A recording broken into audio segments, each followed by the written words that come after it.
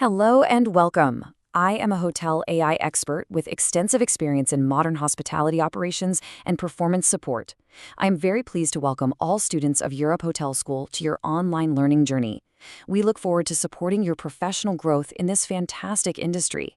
Today, we're going to focus on a detail that makes all the difference: professional communication.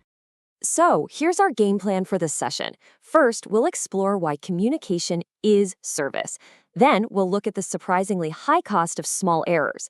After that, we'll build your professional proofreading toolkit, move on to making your messages crystal clear, and finally, we'll wrap it all up by talking about the final impression you leave with every message you send.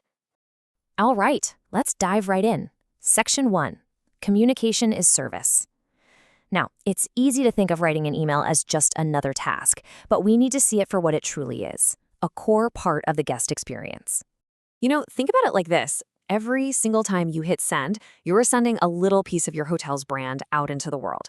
It's a direct reflection of your standards, your identity, and your promise of excellent service. A sloppy, rushed message can completely undermine all the incredible work you do face-to-face.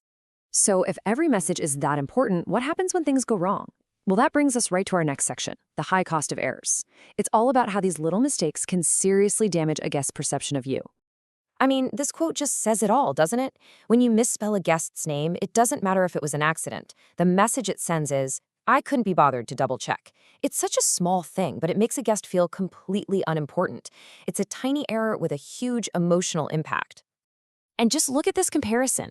On the left, you've got the wrong name and a vague time frame, tomorrow afternoon. That creates confusion, maybe even a little anxiety for the guest. But on the right, the name is correct, the details are precise. This version doesn't just give information, it inspires confidence and shows respect. Okay, so we get the risks, but how do we avoid them? Let's get practical. Section 3 is all about building your professional proofreading toolkit. These are the techniques you need for truly flawless communication. This simple 3-step process is your new best friend. First, just slow down. Seriously, resist that urge to fire off a reply instantly. Second, read your message out loud. It might feel a bit weird, but your ears will catch awkward sentences that your eyes just skim right over. And third, if you can, step away for just a minute. Coming back with fresh eyes is like a secret weapon for spotting hidden mistakes. Now, here's a really important warning. Spell check is not enough. It's helpful, for sure, but it is not a substitute for your own professional judgment. It won't catch context errors, like confirming the wrong date. It has no idea if you're using the right person's name. And it absolutely cannot judge tone and clarity. That part is uniquely human. That part is on you. So, avoiding mistakes is step 1, but great communication goes deeper than that. Our 4th section is about achieving total clarity. It's about mastering the message so it's understood exactly the way you mean it.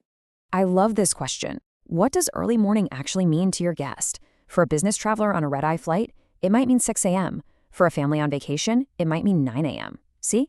When we use vague phrases like this, we're just opening the door for confusion and miscommunication. And here's how we fix it. The trick is to replace ambiguity with specificity. Instead of processed soon, say processed by 5 p.m. today. Instead of just contact us, give them the exact instructions. This shift does more than just prevent problems. It actively builds trust by showing you're reliable and clear. Now, let's talk about tone. When we speak to someone in person, our smile and the sound of our voice convey warmth. Well, in an email, your words have to do all of that work.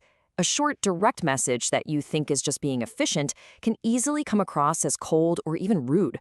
Choosing warm, polite language isn't just nice, it's absolutely essential. And always, always remember that we work in a global industry. A friendly idiom like "drop us a line" might make perfect sense to you, but it could be totally confusing for an international guest. The best practice is always to use simple, direct language that is universally understood. It's safer, clearer, and far more professional. And that brings us to our final section, where we're going to tie all of this together, because in the end, it all comes down to one thing: the lasting impression you leave on every single guest.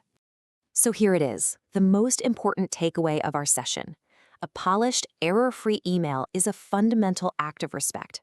Taking that extra moment to make sure your communication is clear and professional shows the guest that you value them and their time. It reinforces the premium quality of your brand in every single interaction. So I'll leave you with one final question to think about.